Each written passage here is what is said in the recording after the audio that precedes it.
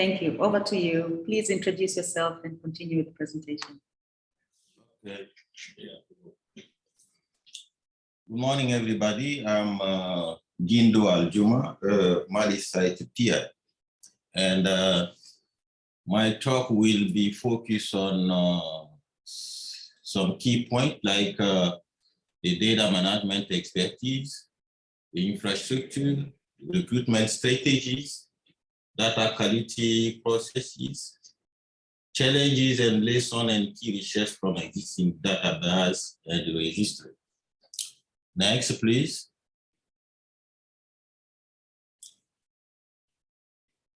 As a data management expertise, we have two medical secretaries devote their energy full-time to patient communication and document and file management.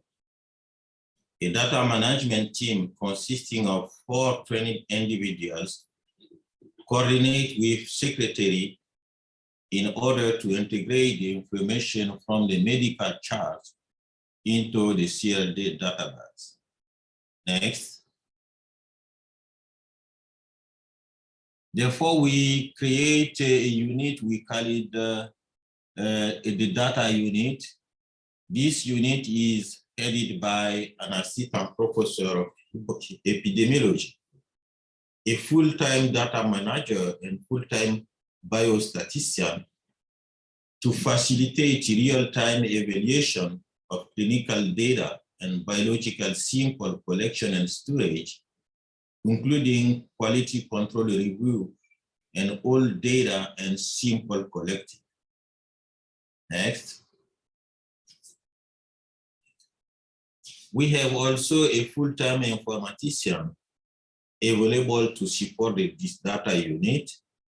In addition, we have access to an experienced data management and analysis team at the University Clinical Research Center that have expertise in clinical data management and bioinformatics. Next.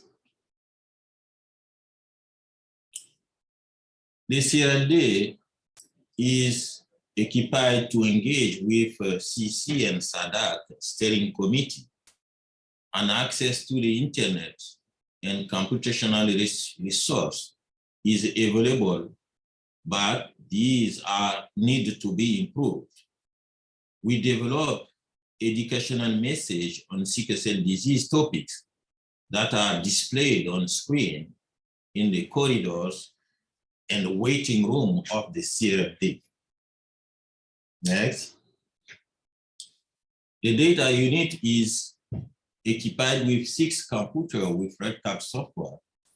We need to acquire computers for data analysis with SIS, AIR, and GraphPad Prism software. I have with me my data manager. We can give more explanation about it. We have 1 server and 1 backup server at the CLD, and the server room need to be readapted because we don't have air conditioner in that room, and we are working to readapt it and to make it more secure and more appropriate. Next. Clinical and laboratory forms will be complete electronically using secure research electronic data capture, and data will be captured in real time during clinical visit and from laboratory or testing report by trained staff using computer or tablet, which is not yet available. We don't use tablet yet, and we think that this will be a need to improve our data collection. Next.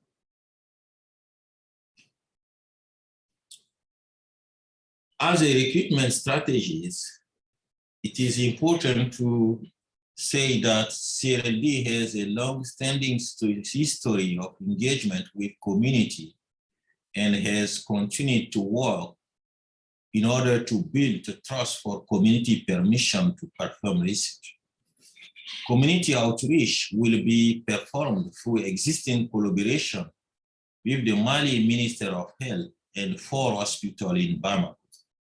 Next. In addition, a long-standing patient advocacy group based at CRLD will be consulted to help guide the community outreach. This advocacy group educates patients about the importance of routine follow-up care for sickle cell disease patients and work to support patients to achieve behavioral changes to highlight the importance of preventive and routine clinical care. Next.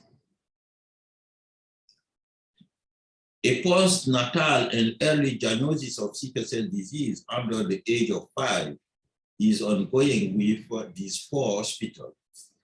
Newborn found to have sickle cell disease upon screening. For them, genetic counseling with a physician and psychologist family to schedule a visit. During the first visit, this family will be informed of the cohort study and invited to participate and undergo the consent process. In addition, CRLD currently receives more than 1,000 referrals of new sickle cell disease patients each year. Next. And all the new patients referred to CRLD with outside sickle cell disease testing will have confirmatory testing performed by high-performance liquid chromatography at CRLD. For the sickle cell disease longitudinal cohort, we plan to enroll both new and established patients. Next. The study enrollment will take place in person at CRLD. An identification number is assigned to the patient, and a paper medical file and record database will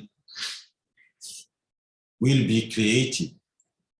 In addition, patients are called the day before every scheduled visit in order to remind the patient of the day and the time and answer any question from the patient. Next.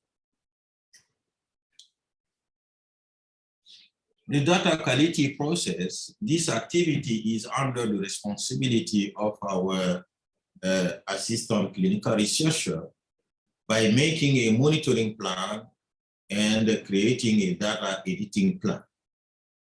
The server has a backup, but the location of the backup server needs to be changed because the reason I have said before. Next. A program for consistency checks is developed, and the SQL query detecting inconsistencies is used to detect any mistake in data entry. Next. What are the challenges and the lessons we learn from our experience? Among them, we can ask ourselves how to enhance the computer capacity, and we need to make available a statistical software. We have facing to an existence of poor internet connection, and we are thinking to separate routine clinical staff and research staff, because those who are in charge of care are those the same to who are in charge of research, and that limit considerably our effort in research. Next. And from these challenges, we have 2 lessons to be learned. How can the CRLD best carry out its research mission? And the second is how to maintain a quality of care in equity with a limited staff and with a continuous annual recruitment of more than 1,000 patients per year. Next. And from our existing data, I will just list it. Il est 10 heures. Two main research existing. First, we had an evaluation of 2 rapid diagnosis tests for sickle cell disease among a newborn in Mali.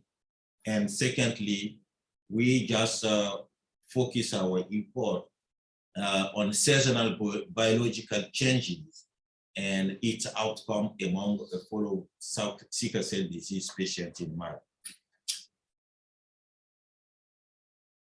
And next, I will just say thank you to all of you for your listening.